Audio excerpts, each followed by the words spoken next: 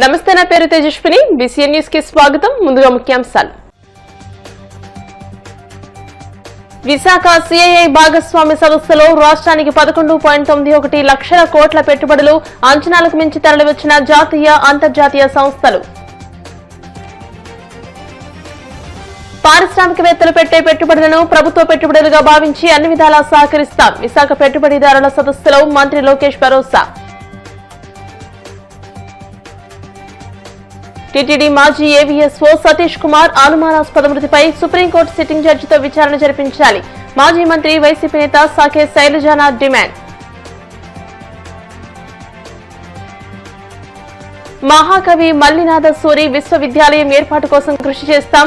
తెలంగాణ జాగృతి అధ్యక్షురాలు ఎమ్మెల్సీ కల్వకుంట్ల కవిత వెల్లడి. విశాఖలో సిఐఐ పెట్టుబడిదారుల భాగస్వామ్య సదస్సులో మొదటి రోజు పెట్టుబడుల ప్రవాహం మొదలైంది. 8,26,668 కోట్ల పెట్టుబడులు పెట్టేందుకు 365 కంపెనీలు అవగాహన ఒప్పందాలు చేసుకున్నాయి. వీటితో 12.05 లక్షల మందికి ఉపాధి అవకాశాలు లభిస్తాయి. ముందు రోజు కుదిరిన ఒప్పందాలను కూడా కలుపుకుంటే 400కి పైగా కంపెనీలు మొత్తం 11,91,972 కోట్ల పెట్టుబడులకు ఒప్పందాలు కుదుర్చుకోవడం విశేషం. వీటి ద్వారా 13,32,445 లక్షల మంది యువతకు ఉద్యోగాలు లభిస్తాయని అంచనా. వీటిలో ముఖ్యమంత్రి చంద్రబాబు సమక్షంలో 41 ఒప్పందాలు జరగగా మంత్రుల ఆధ్వర్యంలో మరో 324 ఒప్పందాలు కుదిరాయి. 2 days, 9 panels, 49 organizations are involved here. This is an amazing experiment. I really appreciate my finance secretary and finance department. I prepared a vision 2047. You are all aware, always ahead of times, out of box thinking. Nobody visualized when I started information technology. 1991, economic reforms. I became Chief Minister in 1995. Nobody used to talk about reforms. If you talk about reform, you are branded as pro-rich. You may not get votes. So nobody wanted to take that risk. Then I not only promoted, I used to talk very loudly. At that time, no Chief Minister, no Prime Minister, no central ministers used to go to outside, especially Davos. Only for presence, once in a way, finance minister used to go. Regularly, I used to go to Davos. I used to conduct partnership summits with CAI. Out of 30, 7 were hosted by Government of Andhra Pradesh so far. That means nearly 25%. That is our credibility. Mid-90s, Internet revolution. With Internet revolution, I took advantage first mover. You are all aware at that time, BSNL, VSNL story. Even morning, central ministers are telling to me, even including Vice President of India. Very prohibitive cost. For 1 minute, 16 rupees outgoing, 9 rupees incoming. And also sometimes calls never matured. Lightning call, it is only a lightning call. Even 1 week, we may not get lightning call. That was the scenario. Then I took up that issue in a big way. The then Prime Ministers, successfully, I was able to convince Vajpayee at that time. That is where deregulation of telecommunication sector has come. Because of that, IT revolution, IT boom has come. రాష్ట్రంలో పెట్టుబడులు పెట్టే పారిశ్రామికవేత్తలకు ప్రభుత్వం అండగా ఉంటుందని మంత్రి లోకేష్ పేర్కొన్నారు. వ్యాపారాల అభివృద్ధికి అతివేగంగా అనుమతులు ఇవ్వడమే రాష్ట్రాన్ని ముందుకు నడిపిస్తోందని చెప్పారు. కంపెనీల కంటే ప్రభుత్వమే వేగంగా స్పందిస్తోందని అన్నారు. విశాఖ పెట్టుబడిదారుల సదస్సులో ఆయన మాట్లాడుతూ పారిశ్రామికవేత్తలు పెట్టే పెట్టుబడులను ప్రభుత్వ పెట్టుబడులుగా భావించి అన్ని విధాలా సహకరిస్తామని అన్నారు. పారిశ్రామికవేత్తలకు అన్ని విధాలా అండగా ఉండేందుకు వీలుగా త్వరితగతిన ప్రోత్సాహకాలు విడుదల చేస్తున్నామని అన్నారు. $2.4 ట్రిలియన్ ఎకానమీగా ఏపీ అభివృద్ధి చెందడానికి కేంద్ర వాణిజ్య శాఖ మంత్రి పీయూష్ గోయల్ సహకరిస్తున్నారని లోకేష్ అన్నారు. Bhaskar ji has set the context. I don't think I have much to say then. From Andhra Pradesh's perspective, we are a late entrant into electronics manufacturing ecosystem.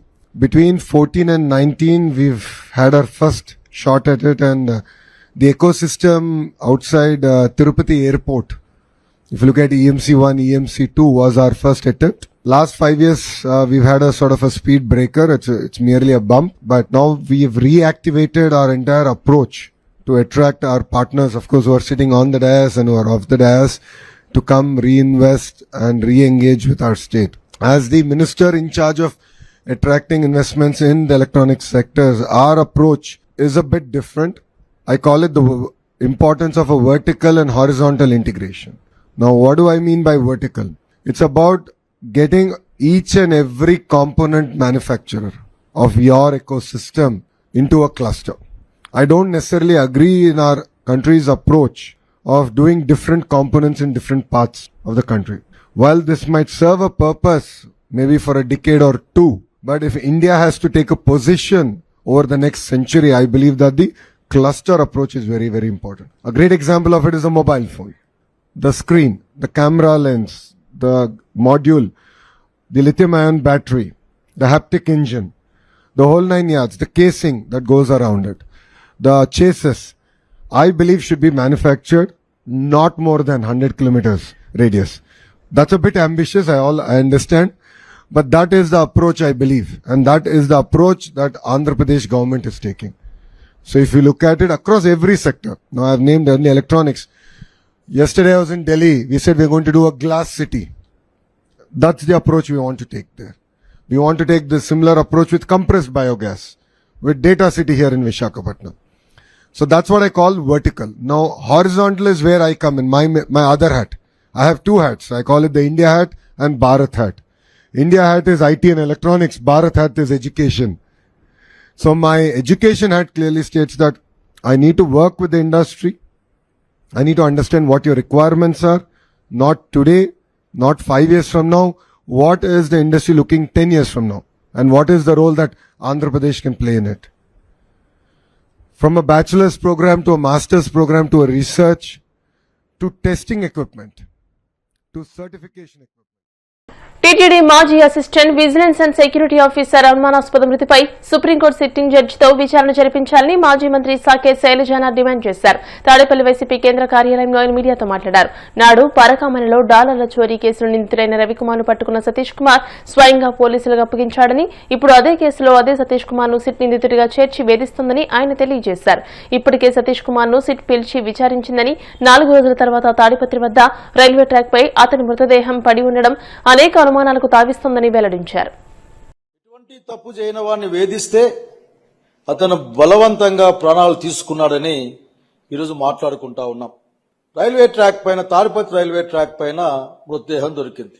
ఇంకొక వార్త, తిరుపతి వీధుల్లో లేక తిరుపతి వర్గాల్లో జనం మాట్లాడుకుంటా ఉన్నారు. అయ్యో, ఆ రోజున పరకామణి చోరీలో రవికుమార్ అనే అతన్ని పట్టుకున్నవాడి సతీష్ కదా, ఏమైంది ఇతనికి? ఆ పరకామణి కేసు కూడా లోక్ అదాలత్ ద్వారా పరిష్కారం చేసుకున్నారు కదా. 4 రోజుల విచారణానంతరం అతను ప్రాణాలతో లేకుండా పోవడమేంది ఈ భూమి మీదని జనం మాట్లాడుకుంటూ అనుమానాన్ని కూడా వ్యక్తం చేస్తా ఉన్నారు. అప్పటి మాజీ చైర్మన్ టీటీడీకి కరుణాకర్ రెడ్డి గారిని కూడా ఆ పరకామణి కేసులో లాగాలి అని ఒత్తిళ్లు వచ్చాయని తిరుపతి వర్గాల్లో మాట్లాడుతూ ఉన్నారు చాలా మంది. వీటన్నిటికీ సమాధానం చెప్పాల్సింది ప్రభుత్వమే.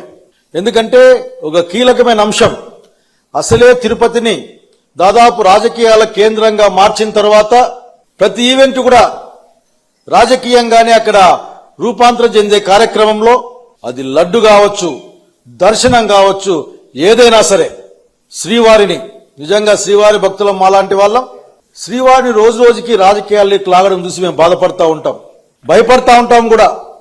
ఇది ఎక్కడ తీసుకెళ్తారు అసలుకి వెంకటేశ్వర స్వామిని అని. ఈ రోజున ఈ ప్రభుత్వం సమాధానం చెప్పాలి. మీ విచారణలో ఏ స్థాయిలో ఒత్తిడి ఉంటే ఒక వ్యక్తి ప్రాణం పోగొట్టుకునేంతగా ఉంటుందో చెప్పాల్సిన అవసరం ఉంది. ఏం అర్థం కావడం లే. వాళ్ళ ఫ్రెండ్స్ తో కొద్దిమంది వాళ్ళు ఏం మాట్లాడుకుంటున్నారంటే, బహుశా పేరు చెప్పమంటే చెప్పలే నాకి సార్, చాలా ఒత్తిడి ఉంది సార్, అసలుకి సతీష్ చాలా బాధపడతా ఉంటాడు, ఆఖరికి నేనేం తప్పు చేయలేదు, కేసు పట్టుకుందే నేను కదా, ఎంత న్యాయం ఇది అని వాళ్ళ ఫ్రెండ్స్తో చెప్పినట్లు కొద్దిమంది మాట్లాడారు. నేను చెప్పేది ఒకటే ఈ ప్రభుత్వానికి, మీరు సిట్లు వేస్తారు, అవ్వేస్తారు, లేని కేసుల్లో మనుషులు ఇరికిచ్చే ప్రయత్నం చేస్తారు. ఈ రాష్ట్ర వ్యాప్తంగా గమనిస్తా ఉన్నాం. ఓ పేరు రాసేస్తారు, కడుక్కోమంటారు, బెయిల్ వస్తుందేమో అని వేరే కేసు అటాచ్ చేస్తారు. అంటే ఒక అరాచకమైన పాలన సాగుతా ఉంది ఇక్కడ. దాంట్లో భాగంగానే సతీష్ కుమార్ ప్రాణాలు లేకుండా పోవడానికి కారణమేందో స్పష్టమైన విచారణలో బయటపెట్టాలి. 4 రోజుల విచారణలో మీరు ఏం చేశారో కూడా చెప్పాల్సిన అవసరం ఉంది. ఎందుకంటే చాలా కీలకమైన వ్యక్తి అతను. ఎందుకంటే అతనే పట్టుకున్నాడు ఆ రోజున పరకామణి కేసులో రవికుమార్ని. మీ దగ్గర అనేక అనుమానాలు ఉండొచ్చు, మీ అనుమానాలు నేనేం కాదనడం లేదు, కానీ ఆ అనుమానాలు సహేతుకమా కాదా అన్న సంగతి కూడా మీరు ఆలోచించుకోవాల్సిన అవసరం ఉంది. మీ రాజకీయ ప్రత్యర్థుల మెడకు చుట్టే అవసరాన్ని లేక దాన్ని అవకాశంగా వాడుకునే ప్రయత్నాలు మానేయమని మంచిది. రాజకీయ పార్టీలు చేస్తాయి, ప్రజలు దాంట్లో నిలబడతారు, ప్రజలు తీర్పిస్తారు. అంతేగాని ప్రజాధనంతో నడిచే మనం, ముఖ్యంగా వ్యవస్థలు నిష్పక్షపాతంగా నడవాల్సిన అవసరం ఉన్న సంగతి కూడా ఇది గుర్తు చేస్తుంది. బీహార్ ఎన్నికల్లో ప్రధాని మోడీ నేతృత్వంలో ఎన్డీఏ ఘన విజయం సాధించిన సందర్భంగా శుక్రవారం సాయంత్రం పశ్చిమ గోదావరి జిల్లా భీమవరం ప్రకాశం చౌక్ సెంటర్లో విజయోత్సవ సంబరాలు ఘనంగా నిర్వహించారు. తీన్మార్ డప్పులు, బాణసంచా కాల్పులతో ఆనందాన్ని పంచుకుని స్వీట్లు పంపిణీ చేశారు. ఈ సందర్భంగా బీజేపీ జిల్లా అధ్యక్షురాలు అయినపూడి శ్రీదేవి మాట్లాడుతూ బీహార్ రాష్ట్రంలో గతంలో ఏ పార్టీ సాధించిన విజయాన్ని ఇప్పుడు ఎన్డీఏ డబుల్ ఇంజన్ సర్కార్ డబుల్ సెంచరీతో సాధించిందని, ఇది పూర్తిగా ప్రధాని నరేంద్ర మోదీ నాయకత్వం మీద బీహార్ ప్రజలు ఇచ్చిన తీర్పు అని అన్నారు. క్షత్రియ కార్పొరేషన్ డైరెక్టర్ పేరుచెల్ల సుభాష్ రాజు, బీజేపీ సీనియర్ నాయకులు అల్లూరు సాయి దుర్గరాజు మాట్లాడుతూ ఓట్ చోరీ పేరుతో కాంగ్రెస్ పార్టీ కూటమి ఎన్ని దుష్ప్రచారాలు చేసినప్పటికీ ప్రజలు ప్రధాని నరేంద్ర మోడీపై విశ్వాసంతో అభివృద్ది సంక్షేమానికి పట్టం కట్టారని అన్నారు. ఈ కార్యక్రమంలో పార్టీ జిల్లా ప్రధాన కార్యదర్శి కలిదిండి వినోద్ వర్మ, జిల్లా ఉపాధ్యక్షులు కోరారామూర్తి, భీమవరం పట్టణ తూర్పు విభాగం అధ్యక్షుడు అడబాల శివ, ఉండి మండల అధ్యక్షులు ఎర్రా విక్రమ్, కాళ్ల మండల అధ్యక్షులు పానకాల కృష్ణ, భీమవరం రూరల్ మండల అధ్యక్షులు రాట్నాల సత్యనారాయణ, లక్ష్మీ పార్వతి, రమాదేవి, లంకాలక్ష్మి, మొహద్దీన్ రాజు, గోవర్ధన్తో పాటు పలువురు నాయకులు కార్యకర్తలు పాల్గొన్నారు. ప్రీతమ ప్రధానమంత్రి నరేంద్ర మోడీ గారి నాయకత్వంలో బీహార్ ఎన్నికల్లో ఈ రోజు అఖండ విజయం సాధించిన విషయం అందరికీ తెలుసు. ఈవేళ దేశవ్యాప్తంగా మేము ఈ విజయాన్ని పండగ వాతావరణంలో సెలబ్రేషన్ చేసుకుంటున్నాం. ఈ రోజు బీహార్ ప్రజలందరూ రెండోసారి మళ్ళీ ఎన్డీఏ కూటమికి పట్టం కట్టి 202 సీట్లు తీసుకురావటం, అలాగే బీహార్ ప్రజలందరూ కూడా నరేంద్ర మోడీ గారి నాయకత్వంలో ప్రజలందరూ స్వాగతిస్తూ పని చేయాలని మరొక్కసారి నిరూపించడం జరిగింది. ఈవేళ రాహుల్ గాంధీ కమ్యూనిస్ట్ పార్టీలు ఎన్ని రకాల కుట్రలు కుతంత్రాలు చేసి వాళ్ళు చేసిన ప్రయత్నాలన్నీ కూడా ప్రజలు తిప్పికొట్టి ఈవేళ భారతీయ జనతా పార్టీ ఎన్డీఏ కూటమికి నరేంద్ర మోడీ గారికి అఖండ విజయాన్ని చేకూర్చడం, ఇది భారతదేశం సంక్షేమం అభివృద్ధి వైపు పరిగెడుతున్న విషయం ప్రజలందరూ కూడా స్వాగతిస్తూ రాబోయే రోజుల్లో ఈ రక్షణ కవచంలో నరేంద్ర మోడీ గారి కవచంలో పనిచేయాలని మరొక్కసారి అఖండ మెజార్టీతో మనకి గెలిపించడం, అలాగే బీహార్ ప్రజలందరికీ కూడా శుభాకాంక్షలు తెలియజేసుకుంటూ ఇవాళ యావత్ భారతదేశం కూడా సెలబ్రేషన్ చేసుకోవడం జరుగుతుంది. అలాగే ఆంధ్ర రాష్ట్రంలో డబుల్ ఇంజన్ సర్కార్ ఏదైతే మనం పనిచేస్తున్నాం, అలాగే బీహార్ లో కూడా ఈవేళ డబుల్ ఇంజన్ సర్కార్ లో అఖండ విజయాన్ని చేకూర్చడం, ప్రజలందరూ కూడా స్వాగతించడం మరొక శుభ పరిణామంగా తెలియజేస్తున్నాను. ఈ రోజు నరేంద్ర మోడీ గారి నాయకత్వంలో జరిగినటువంటి బీజేపీ ఎలక్షన్ లో బీహార్ లో సంక్షేమం అభివృద్ధికి ఈ బీహార్ ప్రజలు ఓట్లేసి అత్యధిక మెజార్టీ తోటి, అంటే ఆధారపక డిపాజిట్ లేకుండా ఆ ప్రజలు ఇచ్చిన తీర్పుకి బీహార్ ప్రజలకు కూడా మేమందరూ కూడా ఎన్డీఏ తరపునే కృతజ్ఞతలు తెలియజేసుకుంటున్నాం. అలాగే ఈ దేశ ప్రజలు గమనిస్తున్నారు, సంక్షేమం అభివృద్ధికే ఈ దేశం అంతా కూడా పట్టం కడుతుంది అని ఈ మొహంగా తెలియజేసుకుంటూ ఇప్పుడు కాసేపు ప్రకటనలు.